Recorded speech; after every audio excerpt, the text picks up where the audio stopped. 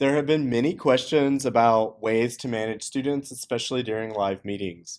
Over the course of the last few days, some new permissions were applied, and now we have some new features.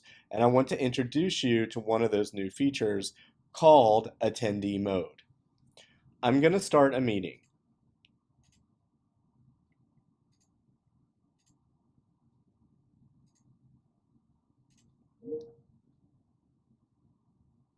All right, my meeting has started, and now I'm going to have a student join my meeting.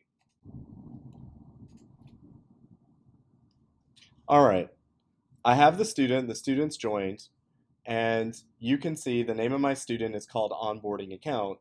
And right now, they're listed as currently in this meeting. If I go down here and I hit these three dots, I can make them an attendee. Once that happens, my student goes from presenter to attendee. Now my student cannot interfere with the meeting or the PowerPoint. They simply can watch. They can have a chat on the side, but they cannot interfere. So let me show you that again. Three dots, and now I'm going to move them back to presenter mode and then back down to attendee mode. How do you use this in terms of like a workflow? This is what I would recommend. When the students join, they will be here. As they join, drop them down into attendee mode. That also lets you check your attendance off.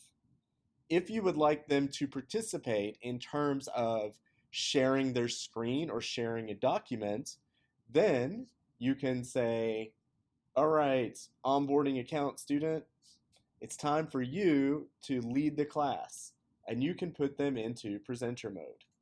When they're done, you can put them back down into attendee mode.